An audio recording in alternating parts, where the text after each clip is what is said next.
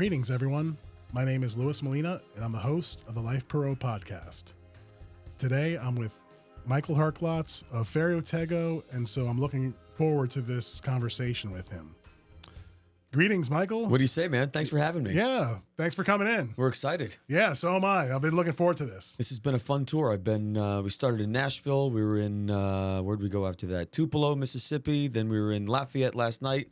And Garrett said we had an opportunity to sit down with you all today. So zip up to Baton Rouge, and then we're off to Biloxi. Oh, man. Any good food along the way in the Deep South? Yeah, always good food. Yeah, Come on, yeah. man. I don't have to tell you. Yeah, it's great. Exactly. I'm a product of it. It's great, man. It's great. It's great. Well, good. So what you got here today? You bringing some new cigars here for us? Yeah, I thought we'd smoke the latest and greatest from Ferio Tego, the Ferio Tego Suma. It's a brand new core addition to the Ferio Tego portfolio. We started shipping, I think, the very last week of June.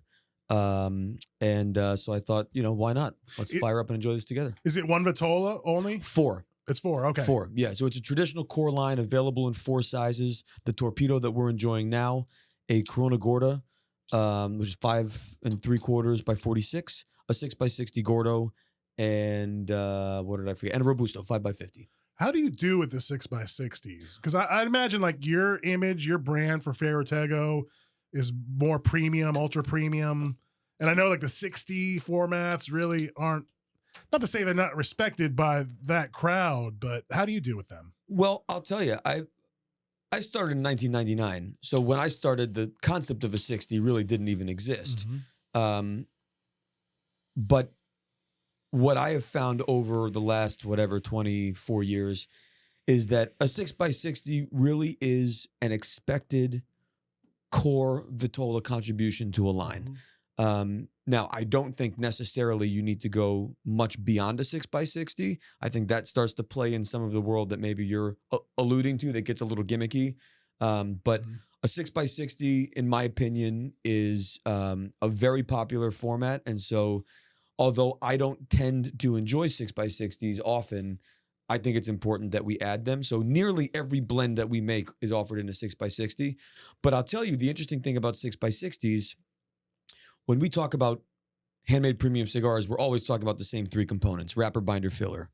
The 4th component that's actually critical to consider is air. And when you draw through a cigar, you are pulling air through the cylinder, and that air is combining with the filler. And so you could think of it a lot like adding water to whiskey. There's an element of dilution as you expand ring gauge. So at least when we are making a blend, I typically blend in a 50 ring gauge. And then from there, you start to translate the blend into the different Vitolas that you want to offer that blend in. For Suma specifically, it took another 4 or 5 weeks to get this blend to deliver like experience in that 60 ring gauge because of the effect of the air and how it diluted and altered the overall kind of blend impression. So as much as I don't love 60s, the 6 by 60 in Suma is out of control. It's delicious. Wow. I've never heard that principle to keep in consideration. Well, I'm not sure everyone does consider it. Yeah. I mean, there's sometimes where you make a blend, you like it, and you say, here are the 4 sizes I'm going to make it in. And then the sort of unique interpretation or the unique relationship between Vitola and blend, well, just is what it is. Let's go to market and rock and roll. We have to make money.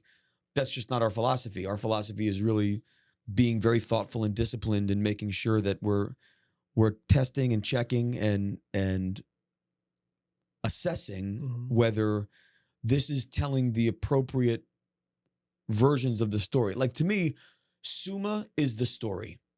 And it just depends how much time you have that allows me to get into more or less detail or what version of the story I want to tell you. The start, the middle, and the end of the story are basically all the same. But if you only have 40 minutes for me to tell you this story, I'm going to give you the Robusto. And that means I'm going to leave out maybe some detail and some nuance that I might tell you tonight if we're having beers and I have more time. So tonight, when we're having beers and have more time, let me tell you really like the deep version of the story. Let's smoke the Gordo, because that 6x60 is going to take long. There's a lot more detail. There's a lot more happening in the story. And so I'm going to be able to get to that level of detail with a Gordo. Same with the Torpedo. You have more opportunity for change, more opportunity for detail, for more development, more arc, more character exploration. So Vitola and format, at least the way I approach blending, we really take format into consideration. Mm-hmm. Yeah. So when we have customers asking us, what the different sizes, will they smoke different? What's the deal with that? Like what size should I purchase as a consumer if they don't know, right? And so I'll tell them, I think it depends. Correct me if I'm wrong. Factories either want every size, when they do a vertical tasting, they want every size of smoke as close to the same as possible, or they will let the size kind of dictate the experience. Is that valid? 100%. So it just depends on the factory's philosophy. That's it. And, okay. And I've modified that philosophy blend by blend. Our Timeless Prestige, for example, I take the latter, where I allow each Vitola to really be its own kind of unique expression of the relationship between this Honduran wrapper, Dominican binder, which is consistent across the Vitolas, right? One wrapper, one binder. And then you have your variable, which is filler, which depending on 38 ring gauge versus 60 ring gauge, you could have 3 leaves or you could have 7 leaves in filler. So the relationship of those fillers to the one binder, one wrapper allow for, in Prestige, a lot more variation. In Suma, like we were just talking about, there's still certainly some variation because of the relationship, but what I'm talking about with that dilution is really making sure that what we're preserving are the things that are worth preserving: body, complexity, weight of smoke, mouthfeel. So you'll still get a little bit of change and diversity in flavor because of the relationship of one wrapper, one binder to fillers. But I think there is, generally speaking, it's worth the effort to preserve the things that can be replicated across a diverse line of cigars, like body, mouthfeel, texture, condition, that type of stuff. Now, going back to the that air issue, are you talking about the surface area of, say, where the foot is, where that how it burns? What are you talking about when, or can you expand on that concept? Because I find that really intriguing. I've never heard anyone in the industry. The easiest example would be if you're gonna drink, you can drink through a glass, you can drink through a straw, you can drink through a cocktail straw, and that presents different relationships to the thing that you're tasting. If you drink out of a glass, everything's hitting your palate at once. If you drink through a straw, there's a little bit more resistance, and the liquid hits you in a particular area. You drink through a cocktail straw, it's very, very focused. So there's one piece of it that is more of a delivery mechanism and what that does to your palate. From an air standpoint, if you think of whiskey, and if you drink a whiskey neat versus drinking it with a little water, when you add water, it lowers the alcohol, it enhances flavors, and it softens body and softens ferocity. So you are in some ways altering the original concept of what the whiskey was intended to be. So I believe that the fatter you go in a ring gauge, you are essentially drinking through a straw when you're pulling through a cigar, and you're pulling a certain amount of air through. On a 38 ring gauge, you can only pull whatever volume of air is moving through a 38 ring gauge. But with the 60 ring gauge, there's just physically more air moving through that cylinder and being incorporated with the smoke. There's an effect to flavor because of that reality. Yeah. And so I just take that into account as we're working through different Vitolas to make sure that it's accounted for and at least considered. Yeah. So given everything else equal, when you're talking about like a vertical tasting with different Vitolas, you have the same wrapper, binder, and let's say the fillers are exactly the same, which is not, I guess, really valid. Just that ring gauge is going to allow for a different experience for the end consumer. Of course. Yeah. I mean, you have the absolute obvious physical differences. There's a big difference between smoking a cigar like this and smoking a cigar like this. Yeah. It's a very different experience. Yeah. And then you've got physically more tobacco burning on a 60.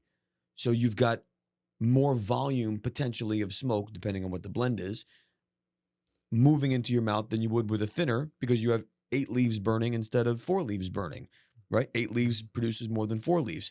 Some of that obviously has to do with leaf position, and do you have the right tobaccos in the right proportions for combustion, not just flavor or strength. But as you move through different sizes, you've got the physical changes and the physical relationship of vitola to vitola. And then you also have the blend differences where, if you think of it like a cocktail, you have 1 part wrapper, 1 part binder, and let's say in a 50 ring gauge, 3 parts filler. But in a 60 ring gauge, you have 1 part wrapper, 1 part binder, 6, 7, 8 parts filler, depending on the leaves that you're using. So there must be a difference, right? You're not adding more wrapper. You certainly have a bit more wrapper area. Yeah. Of What course. about that wrapper? What is it? That wrapper to filler ratio? Is Right. that valid? Because I've heard some industry people tell me that's not relevant, and others argue otherwise. Well, then it depends on what they are. So if we're talking about a Connecticut shade wrapper, the contribution that Connecticut shade makes is much less flavor and much more behavioral. It burns great. It looks beautiful.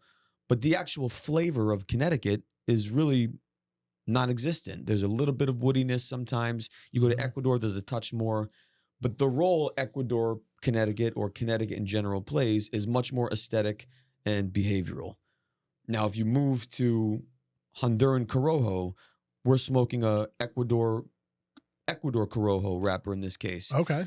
Now you have flavor. Corojo delivers flavor in a way that that typical seeds grown in Connecticut or the Connecticut seed grown in Ecuador does not. So now you have a flavor contribution in addition to behavioral contribution. And so now you have a much more obvious, noticeable difference between, let's say, a 38 and a 60. So if I gave you a 50 ring gauge and a 60 ring gauge, Ferio Tego, Metropolitan, Connecticut. You smoked the 50 ring gauge Union, you smoked the 60 ring gauge Gordo. Besides the physical differences, the flavors are arguably the same because you generally have the same mellow to medium bodied filler tobaccos, and you've got a binder and a wrapper that contribute very little flavor and contribute a lot of combustion, texture, those types of things. But if I gave you a 50 ring gauge Timeless Prestige and a 60 ring gauge Timeless Prestige, you would taste the difference because you would taste more of the flavor influence from the Honduran wrapper in the 50 than you do in the 60, where the filler dominates. And in the case of Timeless Prestige, there are 2 ligeros in that blend. One is Nicaragua, one is Dominican. So if you taste the Timeless Prestige Robusto and the Timeless Prestige Gordo side by side, there is a lot more familiar Nicaraguan flavor in the Gordo because there's physically more Nicaragua burning. If you taste it in the Robusto, there's physically less burning, and so you are able to detect more of the flavor contribution from the Honduran wrapper. Now, can you explain what factories are you employing for your cigars? So we're a unique story. We're a small business. We have 9 core blends, 10 now with Suma, plus some limited editions sprinkled in here or there. But we manufacture in all 3 major manufacturing countries of origin. So we have one project called the Metropolitan Host and 2 blends. Those are made in Honduras in what is now the Camacho factory, but was formerly owned by the Eiroa family if you go back into the 1990s and early 2000s. So they make the Metropolitan Host. Everything that we do in Dominican Republic is made with the Quesada family, and everything we do in Nicaragua is made with the Plasencia family. So I've worked with the Quesadas starting with Timeless in 2011, then starting with the Plasencias in 2012, and then inherited some of the work with the Camacho factory and have continued working with them. So all of the factories where the blends were created continue to be the factories where the blends are preserved and maintained. Are you satisfied with your the market penetration thus far with your partnership with Davidoff? I think there's two questions to be answered in the question that you asked. Okay. The first question, am I satisfied with the market penetration? Of course not. I'm Yeah. in business, you Yeah, know? yeah, I yeah. mean, You always want no, more. no way. If I Yeah. see anybody smoking anything that's not ours, clearly I still have more penetration to do. Yeah. Am I satisfied with our relationship with Davidoff USA? Absolutely. I mean, Yeah. if you look at just what a unique story the Ferio Tego proposition is, we are a 20-month in-market business. We're approaching 2 years old-ish as a company. And the fact that we do have the diversity of portfolio that we have, the fact that we are distributed by Davidoff USA throughout the United States, we've shipped to over 1,000 stores in those 20 months. I'd say we're really Wow. turning and burning in 500 to 600 stores.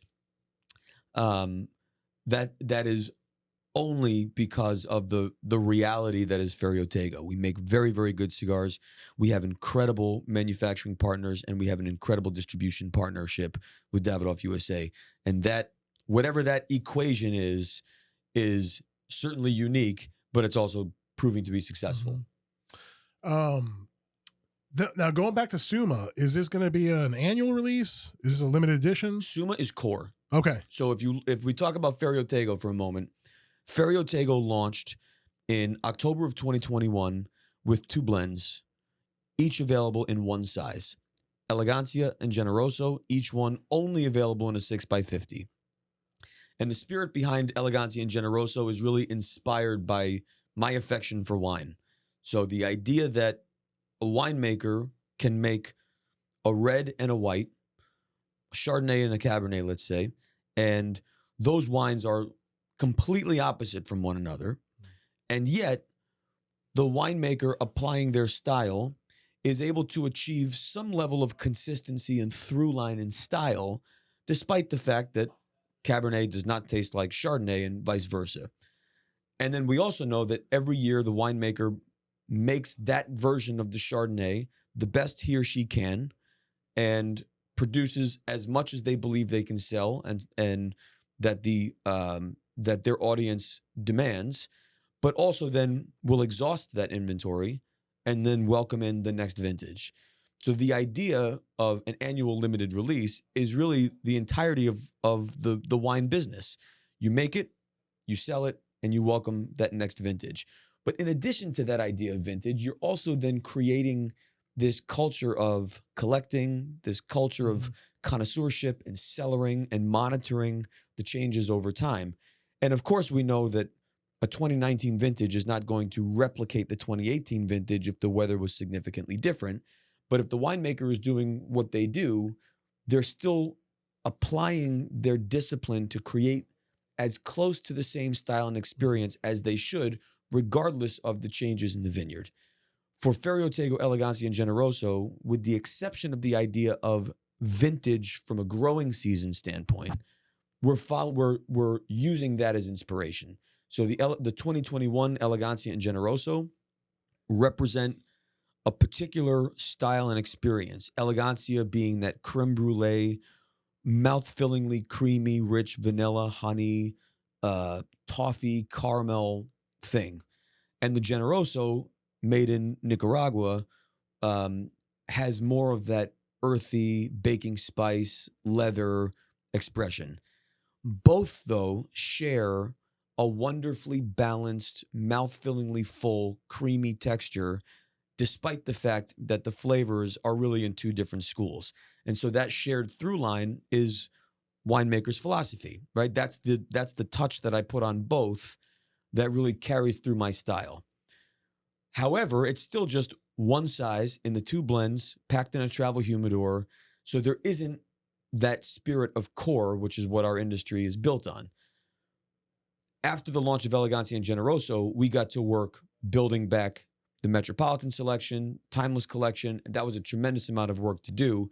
So once Elegancia and Generoso were in play, we really made sure that we had our ducks in a row on Metropolitan and Timeless. But core is the bedrock of the handmade premium cigar industry. And so now we're welcoming Suma as a traditional core. And so the easiest way to describe the difference is Elegancia and Generoso we make once annually, and we make them to replicate the way the style was conceived. So Elegancia represents creme brulee, creamy, smooth, vanilla, honey, etc. Generoso represents the fuller, earthier, spicier experience. But when we go to production, we're not blending to the last production. We're blending to the concept and the style of what Elegancia and Generoso is. I see. And so that does allow for a bit of resetting every time. It's like every year, rather than just reissuing or reprinting an album, we're re-recording the same song over and over and over and over again. And so it just allows for every time you go into the studio, is there some little thing that you would change that wouldn't change the song? You're going to love it every time you hear it. But is there something that you can do to just make it a little better every time and perfect it? That's Elegancia and Generoso. With Suma is like Timeless and like Metropolitan, where it is made based on supply and demand. And because, of course, ingredients and tobaccos and fillers are changing, you are constantly blending to the very last production instead of the first production. And that ensures that your experience with Suma, just like Timeless and Metropolitan, is seamless. That every time you light it up, it is exactly like the last one, exactly like the first one. Your next one is exactly like the last one, because that constant evolution of blend by replacing one particular ingredient, let's say, allows you to keep a much more profoundly consistent blend production to production. I think you've eloquently described the differences between a core produced cigar and a vintage cigar. So what you're saying is, like with Elegancia, which is I guess an annual or vintage cigar, Annual right? limited release. You have some description in your mind what Elegancia is supposed to mean. Doesn't mean that it's going to have the same blend every year, but whatever you do, and correct me if I'm wrong, every year you're trying to capture the essence or the idea of Elegancia. Think of a go-to wine. I'll use Stag's Leap. I like Stag's Leap Artemis, which is their cab, and I like Stag's Leap. I'm forgetting the name of their Chardonnay, but they're beautiful wines. I've been drinking them for, let's say, 10 years. That's 10 different vintages that I've tasted. It is really rare. I mean, it would have to be such a staggering difference that would happen in the vineyard where I go to grab a bottle of Stag's Leap Artemis and say, oh, this is the 2019. I really want the 2018. I love Stag's Leap Artemis, and I know the winemaker is doing his job. So if they have 19, and last time I had 18, I'm going to grab the 19 and pour it and sip it and be like, there it is. This is what I love, because everyone is doing their job. And so it's consistent. But if I sat down and tasted the 18 and the 19 with the winemaker, he could walk me through those subtle differences between the two, right? That allowed him to create and try and replicate the spirit and the style of Stag's Leap Artemis, so that when I just grab the bottle and drink it, it's exactly what I'm in the mood for. But sitting side by side and tasting side by side, even though it's not apples to apples because you have another year of age on the prior vintage, you're able to understand what happened in 18, what happened in 19, and kind of appreciate those profoundly subtle nuances that make those two vintages actually unique, even though they are so close to one another. Yeah. It's interesting how people in our industry and consumers love wine as well, and that the processes, the descriptions are very similar to both industries. Just to kind of give you insight into an anecdote I heard recently from a cigar maker. He was telling me that he went to some winery, I forget which famous winery it was. So the cigar brand owner and this winemaker were together, and they were just both in mutual admiration of one another's craft. But the winemaker was telling the cigar maker that he actually has more respect for cigar makers because essentially with wine, it's a little easier, quote unquote. You're blending liquids. With cigars, it's more challenging because you're blending solids. So that whole dynamic of trying to blend something like homogeneous with solids it makes it a lot more challenging, it seems. I've had the same conversation with winemakers where they express They exactly okay. the same thing. Okay. I also have a lot of friends who are chefs where we share the same challenge. You're taking solids, with wine, with beer, whiskey, yeah, whatever. You're able to test the batch, right? You're taking liquids, you're blending them together, and liquid generally goes together if it's all the same viscosity and chemical compound, whatever. So it's not oil and water that you're trying to get to mix together. It's grape juice and grape juice. So they blend as soon as you put them together. The question is whether that blend works or not, but you can batch it in scaled down parcels because you're blending with a recipe of 1 part, 1 part, 1 part. Whether it's 1 ounce, 1 ounce, 1 ounce, 1 cup, 1 cup, 1 cup, 1 gallon, 1 gallon, 1 gallon, you're able to replicate. You can test small batch. You can then make big batch. Then you can test that batch and assess whether it is good or bad for its entirety. With our world, with the culinary world, you create a dish, and that dish represents the recipe as you made it on this plate. And then you have to trust that the rest of the kitchen team is going to replicate exactly the way you composed that dish without the ability to check the batch. You have to trust every chicken that comes in is the same chicken that you used in that dish.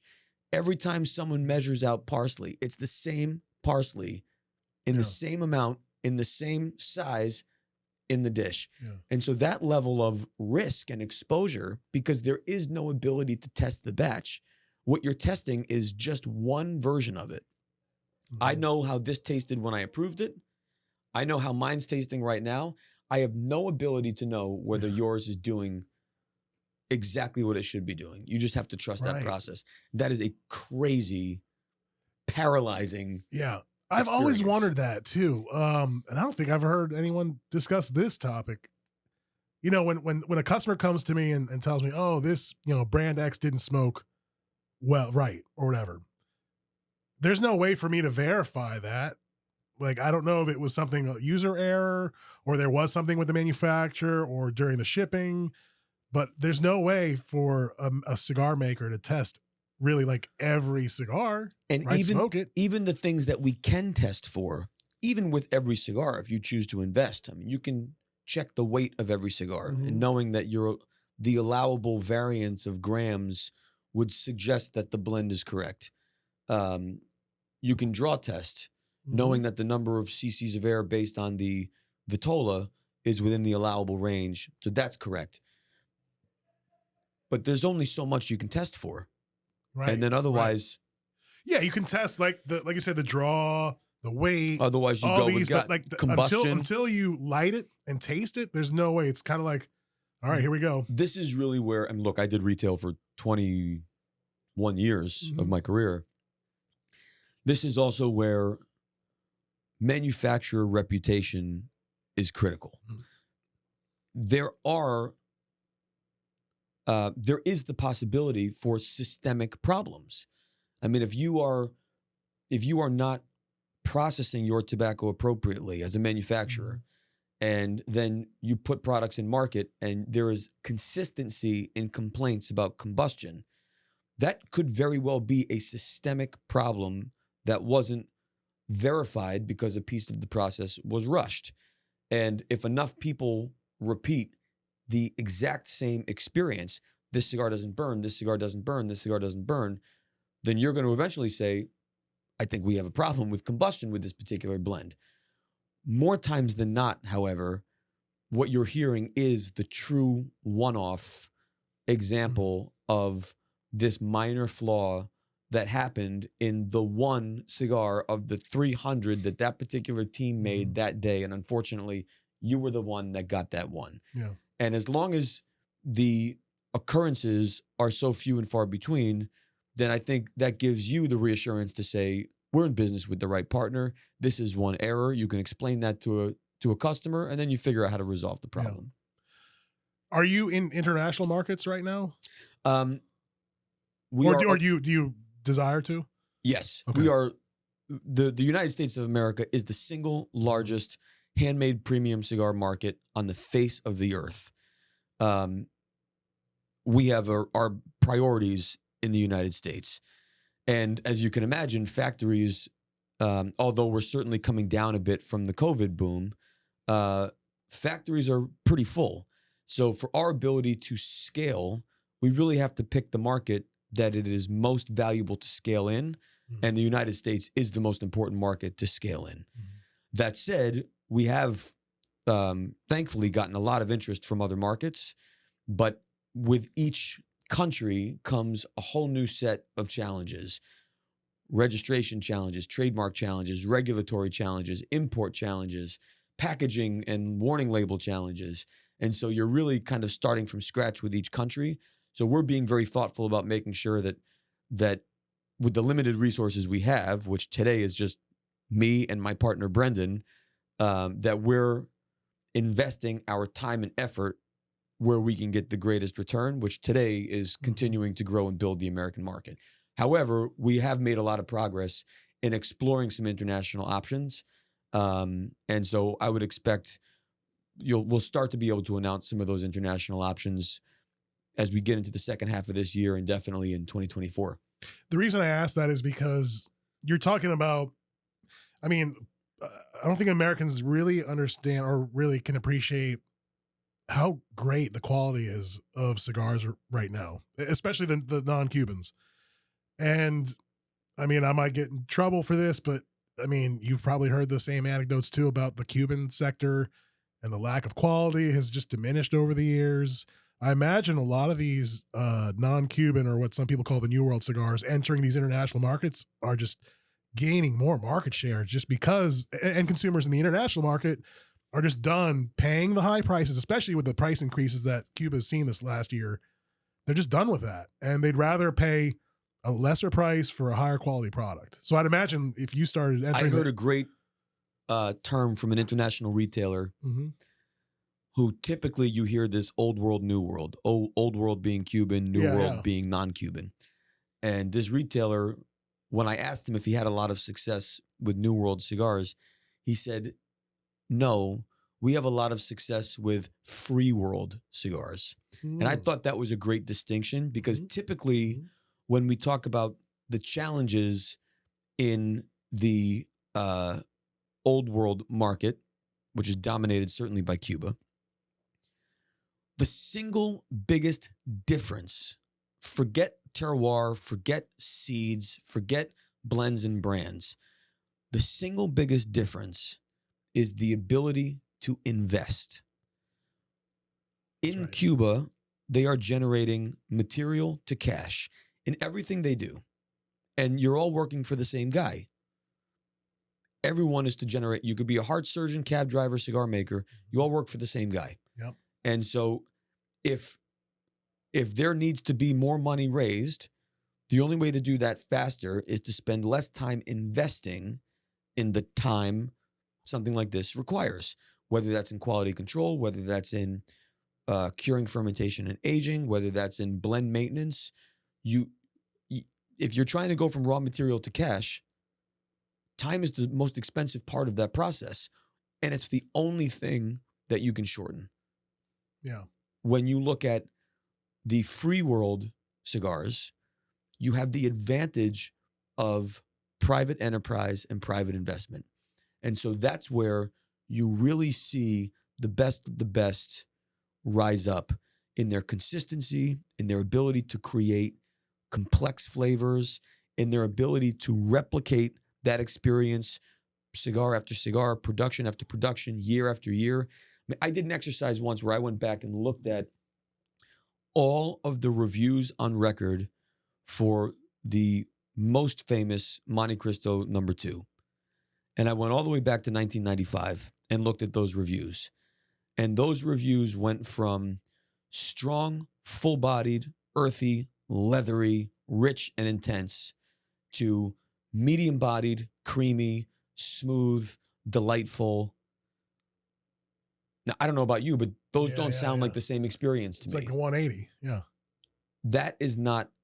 That's certainly not what the American market expects. That's Mhm. also not what the world expects from free world cigars. The problem we face is, for some reason, all of the um, all of the inadequacies that exist in Cuban cigars are forgiven.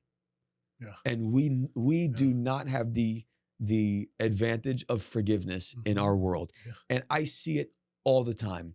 Someone will say, here's a box of ex-Cuban limited edition. This is from 2006. 2006 were good. The 2007 eights, don't buy those, but the sixes were good. On Right. what planet I know. would we have that conversation where I'd have that level of forgiveness in Oh, Ferio yeah. Tego? They light up ex-Cuban cigar, and then they pull out this huge spike that they carry with them, and they start Yeah, yeah. stabbing the cigar to get it to draw well. In what reality Yeah. would your customers forgive the entirety of your inventory, none of which burns properly or draw properly, and just say, that's all right, I'm just going to buy this spike and walk around with it. I'll fix it from here. Yeah, yeah. It doesn't exist, but that forgiveness exists in that world, and it's just the way it is. Do you think that dynamic is present in the wine world, with France being the Cuba and America being the New World cigars? Well, I think, Or no? I think Or it's, wine drinkers just they're different. I love the analogy and I use it a lot. So not just France, but let's say old world. So you have France, Italy, Spain Mhm. as the easiest old world styles. Okay. Lower alcohol, earthier expressions, right? Classic, more traditional, balanced, tempered blends. Mm. New World, a lot of America, Australia, New Zealand, where you've got higher alcohol, more fruit, right? New World style. What we learned in 1976 was, in a blind tasting between France and America, the American wines won. Stag's Leap won for the red, and Chateau Montelena won for the white. But what's interesting is, at the time that those wines were made, they were being made in the old world style. They were trying to make wines that tasted like France in order to be taken seriously. And so that occurred. But if you fast forward to today and you taste Stag's Leap, for example, they won the competition in 1976 with the 1973 Stag's Leap. But if you taste 2019 Stag's Leap, that tastes New World. And the evolution that occurred for American wineries is, why are we trying to taste like France? Let's embrace tasting like Napa. That's right. And I think the industry and wine drinkers grew with them, and appreciate that there are time and place for old world in France. There's time and place for New World in California. And the majority of the greatest wine collectors and wine drinkers and enthusiasts buy into that idea. They appreciate it. They recognize time and place, and they may favor one style or another, but most of them will never rule one category out in its entirety. But for some reason, those same wine enthusiasts apply a different level of open-mindedness to cigars. And I have so many friends of mine that are winemakers, wine collectors, who are as open-minded with wine as they are with food, and then they give me the same BS. Well, I only smoke Cuban cigars. Yeah. Like, guy, I hate what? that. Yeah. It doesn't track with the rest. Mhm. And I really think it has to do with the fact that this is so profoundly misunderstood as a category, Mhm. and it tends to be the last thing people adopt. And so let's take a chef. A chef has a incredible discipline in food and food preparedness. And as a result of being a chef, they've been exposed to the wine world. And so they've been able to learn and develop a level of expertise And I think by the time they get around to cigars, many of them think, well, I'm already an expert. And so it's easier to make the pedestrian move of, well, I only smoke Cubans because that's what this guy in my restaurant does, and that's what this guy does. And so it's just an easier one to pass off. But what I've spent years doing now in my work with winemakers and chefs is to really drive home to them how important the diversity is, and the fact that even though this can't taste like Cuba, because it can't, nor can the Napa Cab section of your wine list taste like Bordeaux, and nor can the Oregon Pinots on your wine list taste like Burgundy. So if you appreciate the fact that this is Pinot Noir, and Pinot Noir, though similar in Burgundy and Oregon and Russian River, you can identify that it's Pinot, but then you can also dive deeper and identify, but wait a minute, this is Oregon, and this is Russian River, and this is France. Embrace the fact that you can do the same in our world, and that tobacco tastes like tobacco. Well, let's drill further. These seeds taste similar. Let's drill further. Cuba's 100% Cuba. The available spectrum of flavor is here. It's mono. It's very mono. But when you make a blend, our Prestige, Honduran wrapper, Dominican binder, Dominican Nicaragua filler, Timeless Panamericana, Ecuador, Costa Rica, and Nicaragua, Suma, Ecuador, Dominican, Nicaragua. My pantry's bigger. And with a bigger pantry comes more ingredients. And with more ingredients, you can create more flavors and more complexity. That's, if you just make me chicken, chicken tastes like chicken. The only way you can change it is with heat. Unless you add salt. But now you're adding an ingredient. Then you add pepper. Now you're adding another ingredient. Now you're adding thyme and rosemary and all this stuff. Well, if you believe in the idea that with additional ingredients comes additional complexity, then you can't buy into the idea that Cuba is the end-all be-all. So you're touching on this notion that I've been finding fascinating the last few years. And I guess our industry, I guess with the media, for decades, used to promote this notion that single origin, one country, the Puro, right? All the components of a blend come from the same country. That somehow that's supposed to be superior. But you've just kind of touched on that. Well, and the industry over the decades has shifted to importing tobaccos from all over the world to create these more diverse blends, more flavorful blends. And I think that applies to like the coffee world. I hear about, single lot origin coffee. Well, that's great if you want to taste the profile of just that one type of bean. Doesn't mean it's better or worse, but you're not going to necessarily get a lot of diversity in flavor. I think there's a couple things there, because the idea of Puro in the premium cigar world, we assign it to country. And in fact, there is a profound difference within a country of flavor and character and seeds. So you can achieve incredible complexity and diversity of flavor and intense nuance within one country. If you take Nicaragua, for example, you have Esteli, but then you also have Jalapa, and you have Condega, and you have Ometepe, and a couple of others.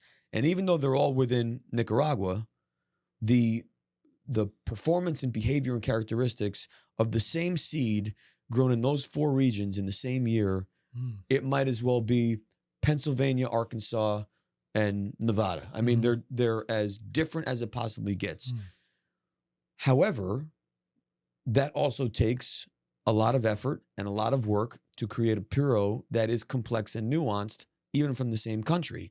If you look at, we did a blend for the TAA that's a Nicaraguan Puro.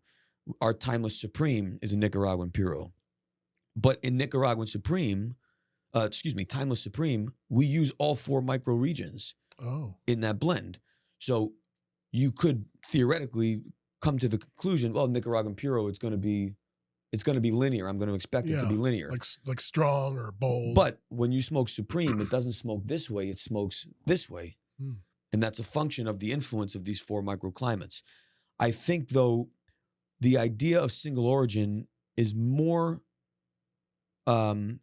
useful in coffee, in chocolate, in wine, because your time spent with it is generally shorter. And so the ability just to taste that one focused expression of that one place in that one moment kind of matches the amount of time you spend with it. How much time do you spend with a coffee? How much time do you spend with a piece of chocolate or a glass of wine, and then you taste something else? But with this, your time spent with this is longer and more intimate, and you look for more evolution. You know, wine changes with temperature, wine changes in the glass with air. Yeah. But how do you get this to change? The way you get this to change is, one, obviously with combustion and how it develops from start to finish. But two, you need some diversity of blend.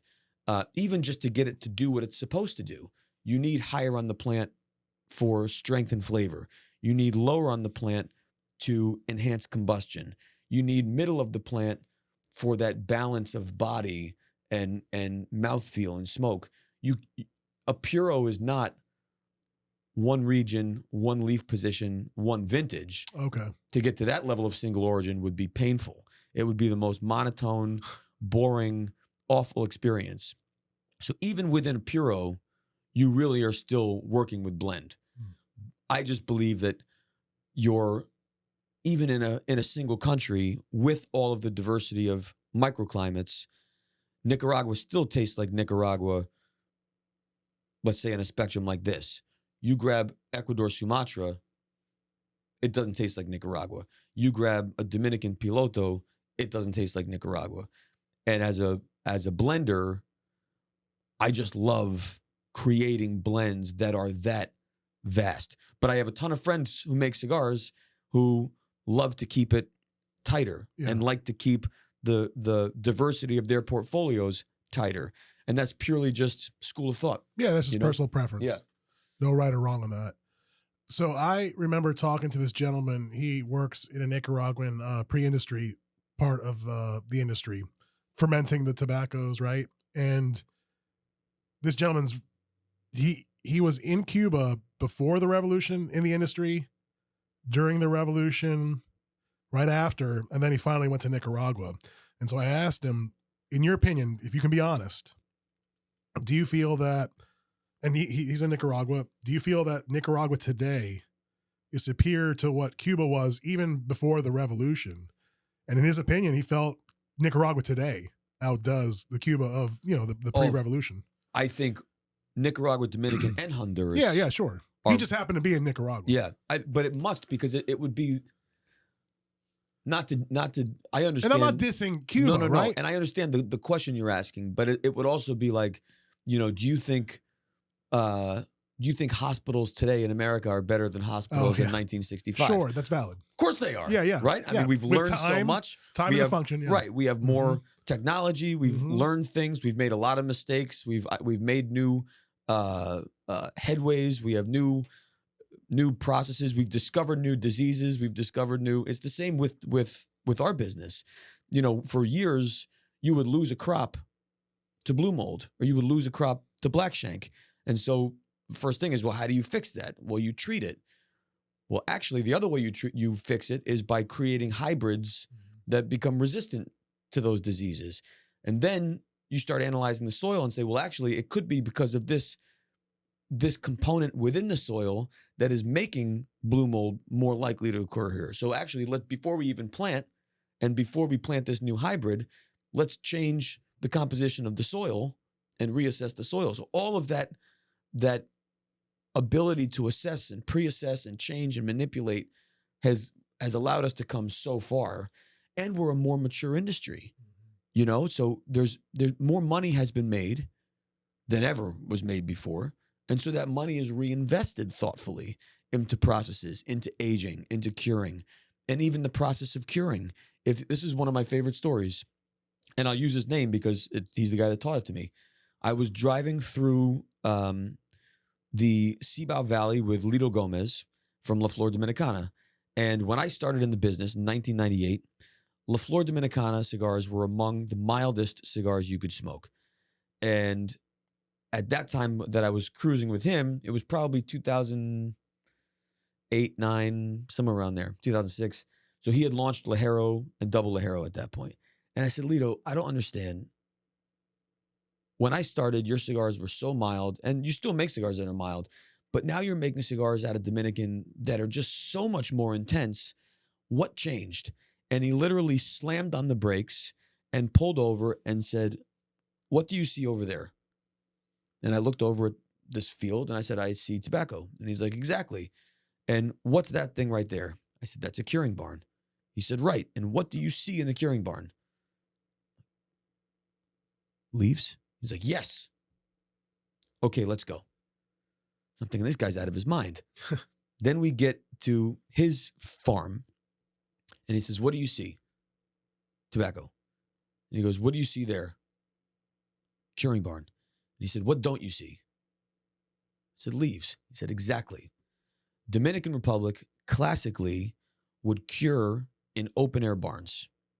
And so that meant that the curing process was very quick because once the leaf is dry, the color is fixed, and the overall development of flavor and intensity of that leaf can only occur while there's still moisture in the leaf.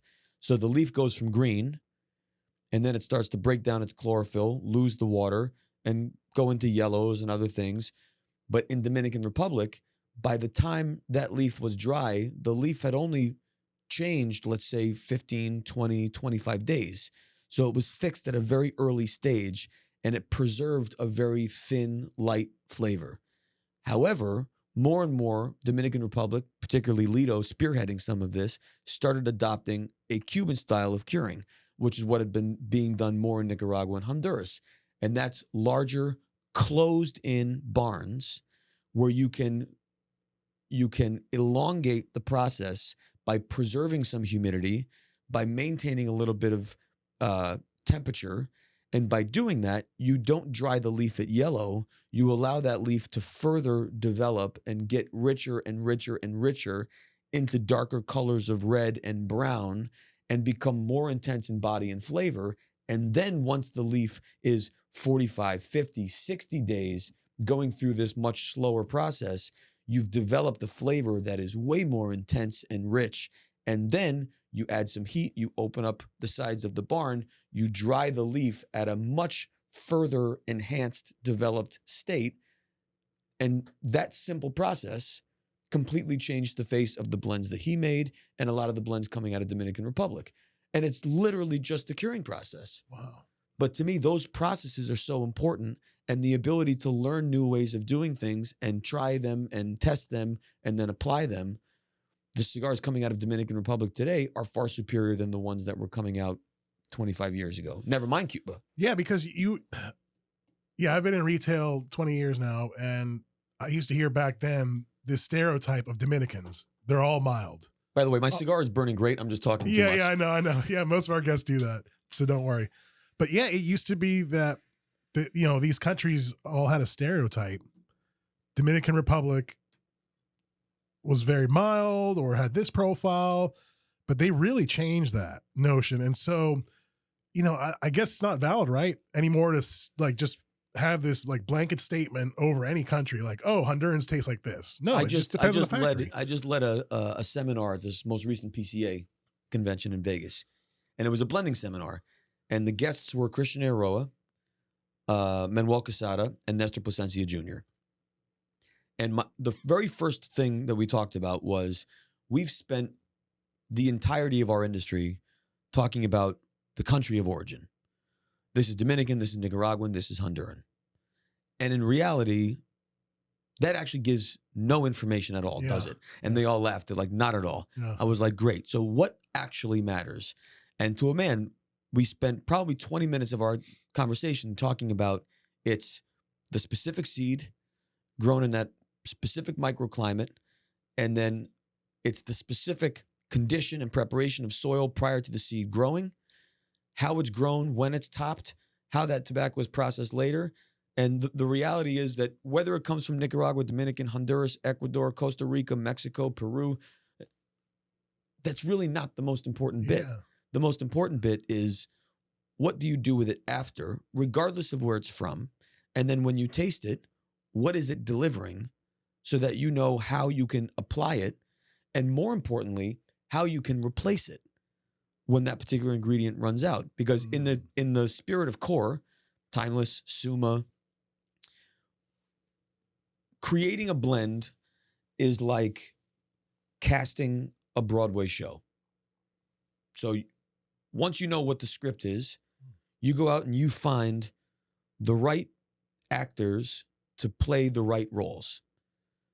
And then you cast them. And some of those roles are leading roles, and some of those roles are ensemble, and there's a set, and there's music, and there's all these different things that make the Broadway show. If, in the spirit of absolute consistency, the casting director and the choreographer all say, we will never recast a character. Everyone has to sign a contract. We are in this show for perpetuity. That show would not be consistent. Because 30 years after that show launched on Broadway, they'd all be in wheelchairs and on oxygen, unable to play the role that they were originally cast to play. And so that commitment to consistency would result in a radical change. So in order to be profoundly consistent, you must recast the appropriate actor to play the appropriate role. It's exactly the same with blending handmade premium cigars.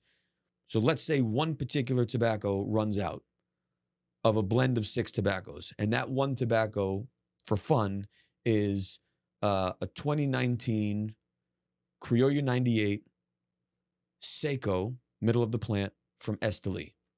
That's just one of the tobaccos in the blend, and it turns out that that's the last bale of the 2019 Criollo 98 Seco from Esteli. Well, what are we going to do? Stop making this? Of course not. Right. So how do you recast the 2019 Criollo 98 Seco from Esteli so that that blend is the same? The first thing you might do is grab the 2020 Criollo 98 Seco from Esteli and give that a shot. Except 2020 rained like hell. And that means that the 2020 Seco is way mellower and muted than the 2019 was. So how do you solve for that? Now you have to find the suitable replacement. It's not about being consistent with the facts. It's about being consistent with the experience and the behavior. And so you might say, okay, let me try the 2021 Seco, similar year. You taste that, except it's too strong because it's only 2021, not 2019. So you might have to go lower on the plant from that crop to get something a little softer, but delivers the same experience. Or you might have to go to the 2018, but move up to Viso or Ligero to solve for it, because with the additional aging, softens the top plant, and it allows the top leaves, and it allows that tobacco to play the same role. But that need to recast, I mean, it's not easy to make a blend, but it is infinitely more difficult to maintain and preserve that blend experience for 30 years. And that's what we have to do in the premium cigar world for core brands, is to maintain the consistency of the experience regardless of the changing ingredients. And that means that we have to recast each particular tobacco when appropriate. And that takes a lot of inventory, and that takes a lot of know-how, and that takes a lot of testing and learning. Yeah, these blenders, I feel, are really the unsung heroes. The blenders and I guess the tasters, to kind of recreate that spirit of whatever blend, or a core blend. The show must go on. You know? Show must go on. Yeah. How often are you traveling down to these factories? And I imagine since you're dealing with 3 distinct factories, it just takes up a lot of your time. Yeah, I am, truth be told, I'm traveling down less now than I was in the past. And a lot of that is because I'm spending a lot more time in market, visiting stores, saying thank you, really engaging with consumers and retailers to build Ferio Tego. But I'm very fortunate that I spent almost 10 years going down with profound regularity to Dominican, to Nicaragua, to Honduras, spending time with them, developing relationships, developing blends, and working together to preserve and maintain those blends. So once Ferio Tego established itself and got to production, it was also during COVID, so that required a different process of creating, maintaining, and preserving blends. Thankfully, I'm very fortunate to just have the greatest manufacturing partners you could ever ask for. And it's been so great to continue the work with these folks because they are as invested and committed to the success of Ferio Tego and our future as we are. And so they treat our blends like they're theirs. We made them together. We created them together. We've maintained them together. And so it was really a matter of just continuing the work that we did for so long and continue to do the work. It's my plan now in the second half of this year. I've been on tour for the first half of this year.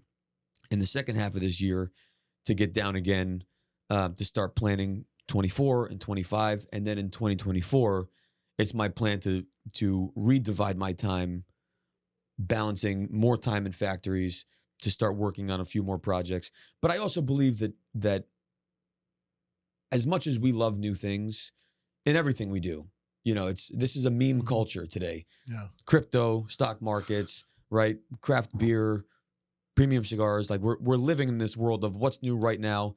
And then when it's gone, and let's move on to the next. I don't believe in that. Do you think there's a bubble right now in our industry? I think there is. We are above 2019 as an industry. Okay. If you're looking at pure import numbers, we're below the top, that 2020, 2021 import number. But we've plateaued above where we were. And so I'm not saying that the bubble burst. The reality is the consumers that were enjoying 5 cigars a day, well, they had to go back to work. A lot of things changed. Yep. But a lot of those folks did not have the ability to enjoy cigars where they lived. They tended to enjoy cigars where they worked, in their lounges, in their stores.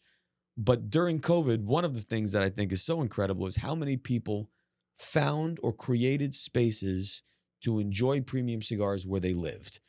Either a heater or a fan or a man shed or a corner of their garage. Yeah. So many people created the opportunity to enjoy cigars where they lived that I believe we are, as a industry of consumers, clearly more cigars are being enjoyed more often today than they were in 2018 and 2019. And I think a lot of that has to do with how many new people discovered the hobby during 2019, 2020, 2021, and how many of those people also found new opportunities in venues to enjoy their hobby more and with more people. Mm-hmm.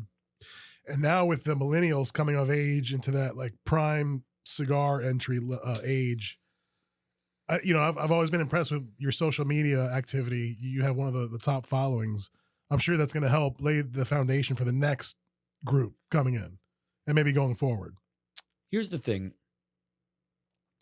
My approach to social media, everyone's approach to social media, is generally not a live feed of the goings-on of our day. If you look back to the early days, let's say, of MySpace and Facebook, and it kind of was like a running feed of your life. Here's the coffee I'm drinking. This is where I'm going now. Here's a picture of out my windshield. It was kind of this like running feed of your life. Yeah. That has evolved to a filtered highlight reel of the best of. And social media tends not to, obviously, embrace the authenticity of our character. It is profoundly filtered to trophies and bragging. Yeah. What I try and do with my social media is, and with the brand social media too, is to be as real and as authentic as possible without boring you to death with the pieces that no one cares about, right? So telling the story of me working on a budget, not helpful. Telling a story of me forecasting 2024 production, who cares? But if I can take people along for the ride of what it's like to be on the road, what it's like to be in a factory, what it's like to taste these unique tobaccos by themselves, what it's like to ride a horse through a tobacco field in Nicaragua, then I'm definitely going to do that.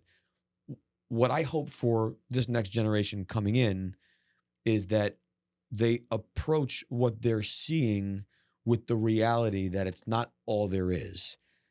We have developed this tendency to want to get to expert as quickly as possible. And expert is a self-assessment. So if you started enjoying handmade premium cigars during COVID, and then you got a humidor, and then you filled that humidor, and then you reviewed every cigar in your humidor, and now you have a blog, you're an expert. I've been in this business 24 years. I'm not an expert. I mean, the more time you spend, the more you realize how little you know and how much is changing all around you.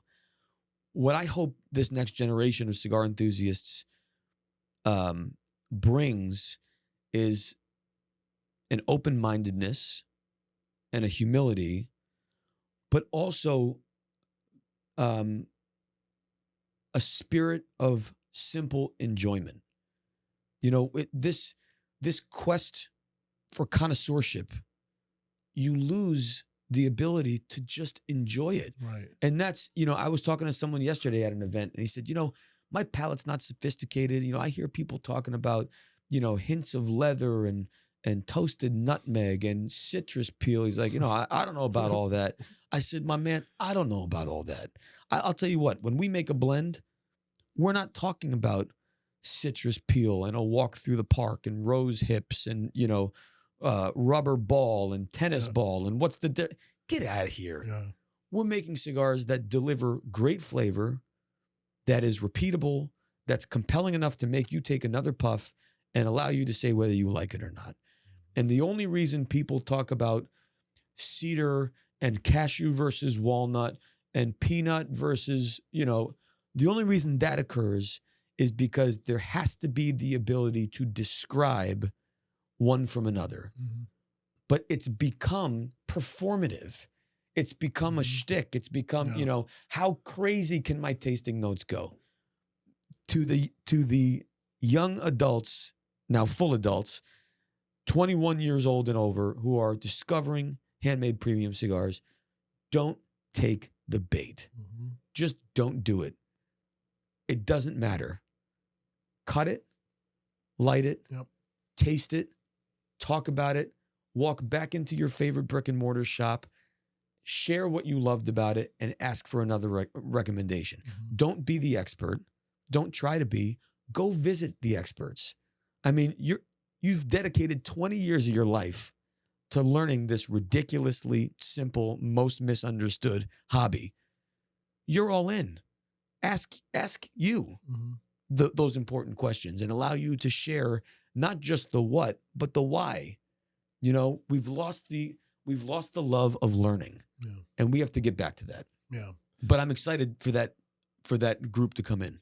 And there's pros and cons of social media, as you were kind of conveying. And one of the cons is like this need, this compulsion to project oneself as this expert, when in fact, and look, we have customers all the time that express that notion of like, I don't get these notes.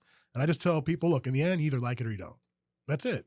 Like, don't try to be descriptive or verbose in these descriptions. I don't know if that comes from some people that maybe feel like they have to project this elitism, or, you know, just to show that they're not idiots, but who cares? Like, we're all learning. Like, there are a lot of times I don't know what the components are of any of these blends, but I can tell you that, you know, I liked it for myself, you know, or if it delivered this kind of profile. But that's a consequence of how our industry's evolved. Mm-hmm. We spent a lot of time in the early days talking about wrapper, binder, filler, country of origin, and trying to assign some level of bias, knowledge, and preconception that, based on that information, it will give you a sense of what this is. But through innovation and development and all the things we talked about earlier, those same conclusions don't necessarily apply today. They just don't. Through blend development, through blend maintenance, you know, some of what is reported as the blend is no longer the blend. It's just what was reported when the blend was made, not how the blend has been maintained and preserved. And so sometimes we learn incorrect information because we're applying what we think is correct to something that's actually not true. I think we really need to amplify what matters. And what matters is what you just said. Do you like it or not? And if you do, why? And let us help point you in the right direction of things that you will relate to for the following reasons. And that's it. It really should be that simple at this point. And if you want to drill down the rabbit hole, go do some research and find some of that for yourself. But what is that information going to provide you as an enthusiast? How are you going to apply that level of information to your enjoyment? It really just becomes useless clutter, that really doesn't provide the truest level of detail to apply to discretion. Mm-hmm. You really have to level up a couple levels, not to seed and to terroir and to level up a bit. This is a company that I love. This is a brand that resonates with me. I love it. Let me explore what they're doing. Let me taste Timeless Supreme and Timeless Sterling that are so completely different and figure out what I like about them both.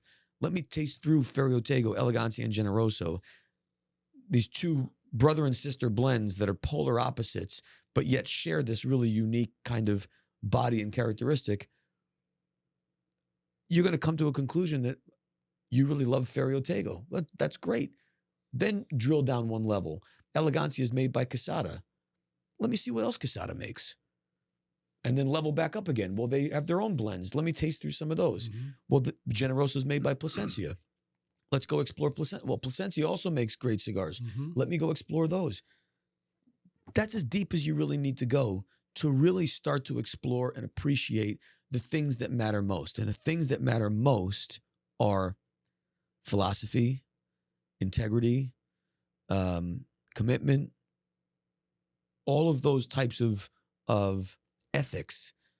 That's what really impacts the way a cigar tastes, way more than wrapper, binder, filler. Are we investing our time and our money in the things that matter most? Yeah, that's well said. What is the etymology or the meaning of Ferio Tego? Ferio Tego, my last name is Herklots. The Herklots family coat of arms has this really intricate image of Hercules and all kinds of filigree and stuff. And then when you get to the very bottom, which you won't see here, but you can see it on our website, in the center of our coat of arms is a shield. And in that shield is the image of Hercules and the Hydra. Oh, okay. And below the shield, it says Ferio Tego. And Ferio Tego, in the context of the image of Hercules striking the Hydra, translates to Hercules striking the Hydra and disposing of its evils that the Hydra represents, which is one of the 7 quests that Hercules had to do. I forget the specific mythology that goes along with it. So for our purposes, strike and dispose didn't really sound like a great translation for a premium cigar industry, premium cigar business. But there's other uses of Ferio Tego in different contexts, and the other uses translate to strike and cover, or slay and cover, and also strike and defend. And for me, strike and defend resonated profoundly because not only did we strike in a moment to start this company at a ridiculous moment in time in 2020, but also to defend the Metropolitan Selection, the Timeless Collection, to continue to preserve that work and keep it in market and make it the best it's ever been. I think the translation of strike and defend with Ferio Tego as a halo under which Metropolitan and Timeless live makes perfect sense. Yeah. Well, we're going to wrap it up. We have one more segment, if you would. It's a rapid fire segment. But before I get to that, let me ask you, since you're a wine enthusiast, what is your view on pairing cigars and wine? Is it a do or don't? A do. Really? A do. Pairing is a very specific verb. Pairing suggests that you take two things intended to be enjoyed alone, balanced by themselves, and you take these two balanced experiences and put them together in such a way that creates a new balance that together is better than the individual components. So if you think of the most traditional example of pairing with food, Mm-hmm. if you go to a great dinner where each course has been paired by the sommelier with a wine, you're taking into consideration, let's say, the opening course has a high level of acid. It's a soup. It's a gazpacho. Well, you would counter that with a wine that is lower in acid, that would counter the effect of the acid. When you get to your steak, the steak is very fatty. So you would counter that with an old world high tannin, more acidic wine to cut the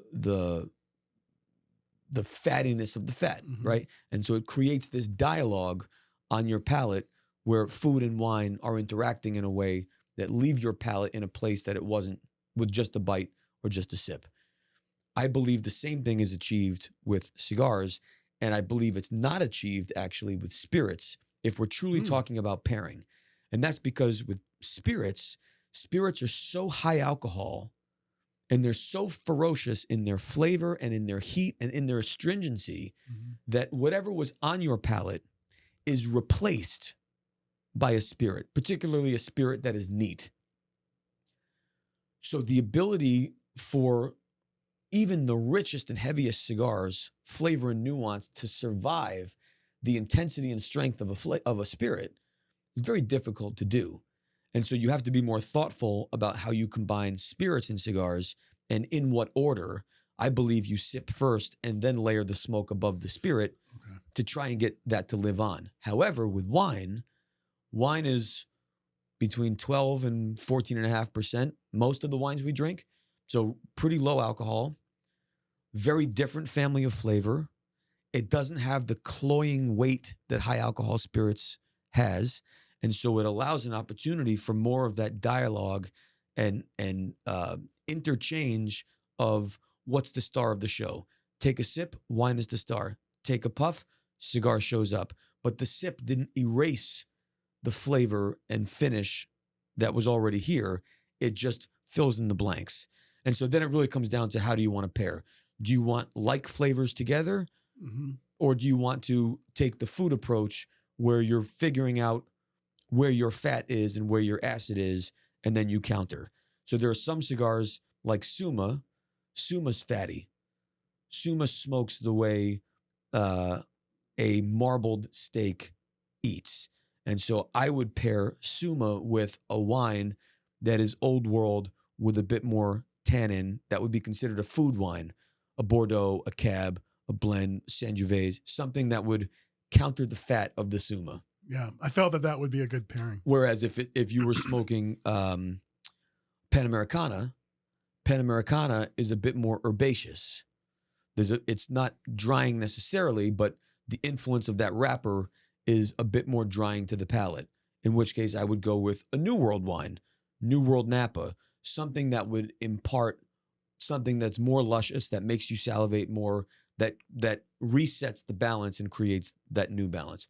Wine and cigars are great. And don't underestimate white wines with cigars, and do not rule out champagne. Champagne and sparkling wines with cigars can be a game changer. Yeah.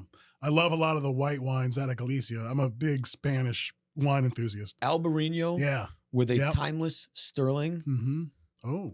Life will never be the same. Yeah. I'm just letting you know. I was thinking Elegancia, but I'm going to have to try that one. Elegancia, I would counter Elegancia a touch, and I'd say go for white Burgundy, go for Chard, because the weight and body of Elegancia is in fact so intense, and Albarinos and Galician can be a bit bone dry and cutting, and so sometimes that can conflict. Okay. So I would match the basic rule of thumb for pairing for me is you match body. You can play with flavors all you want, but you want to match body for body. Okay, very good. All right, sir. Well, this is a very informative, educational. This has been a blast. Yeah, it's awesome. So I appreciate you coming in today. Like I said, we have one final segment. Rapid fire. All right, rapid fire. Number 1, Tabasco or Crystal or other hot sauce? My wife is from Buffalo. Okay. And we only have Frank's Red Hot in the fridge. Yeah. So there you go. I have to go Frank's. Yeah. Number 2, favorite vacation destination? Vacation. I'm not familiar with that. Right.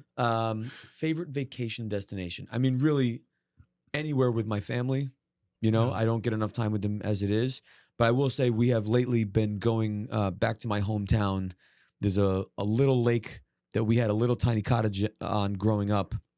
And a friend of mine now has bought a little cottage on that same lake. And so last year we went and spent a week on the same lake that I kind of hung out on as a kid, and my whole family came, and my parents and sister and everyone came, and so we're doing that again this year, and I'm really looking forward to just being in the place where I was a kid with my kids. That's awesome.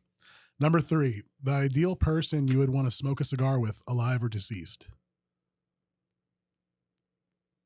Man, this isn't rapid fire. You're making me think. I did have a bucket list, and my dad and I smoked a cigar together for the first time. My dad's not a cigar guy. Wow. And he really wanted to taste the work. He really wanted to taste Elegancia, actually. And last summer, we sat down and enjoyed a cigar together. So I think I've already checked that. That's awesome. Checked that box. What was his thoughts on it? It was his first cigar? It was his first. I mean, listen, in college he smoked a little and whatever, but it was his first of mine. And we smoked a Sterling and an Elegancia. And, you know, he's been watching these for 20 years, like how I describe things and how I talk about things. Yeah. And he not only repeated back to me the difference between Elegancia and Sterling because he had heard it so many times, but then he also added his own assessment and feeling about one or the other and which one he preferred. And it was great, man. It was so cool. That's awesome. And last one, what's your desert island cigar? If you can only choose one cigar. I know there might be a little bias, whether it's your own or someone else's. If I had to decide right now, today, Elegancia. Okay. Very good.